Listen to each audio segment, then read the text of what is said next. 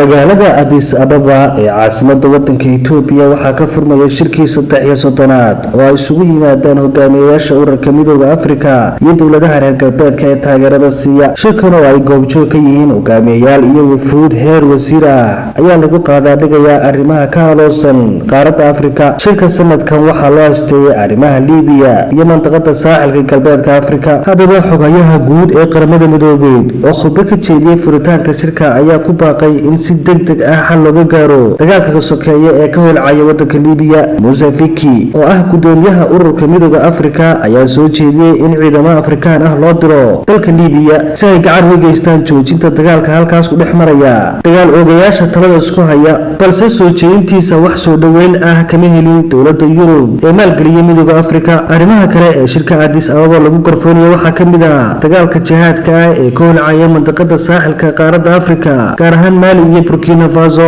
Wakiilo ka socda Midawga Yurub iyo qaramada Midoobay ayaa ugu baaqay dawladda Afrika inay xoojiyaan dagaalka ay kula jiraan waxa loogu yeero argagixisada. Dawladda saaxilka Afrika oo lafdhabar u ah ururka AU ayaa ka sheeganaya weeraro aan kala joogsi lahayn oo ay kala kulmayaan xoogagga jihaadiga ee ku xiran ururweynaha Al-Qaacida.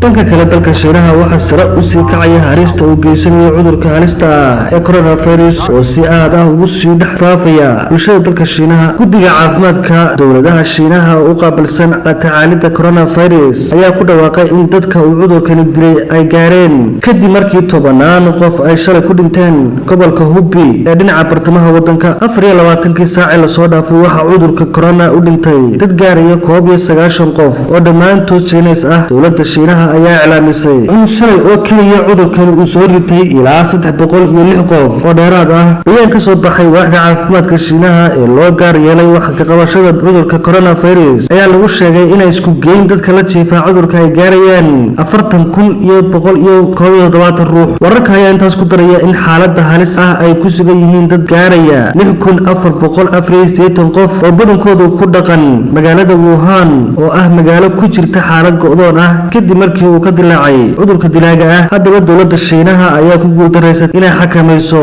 faafinta cudurka, waxaana Shiinaha gaaraya dhaqaatiir ka socda dawladaha reer galbeedka, waxaana dhaqaatiirta horkacaya kuwa u dhashay dalka Mareykanka.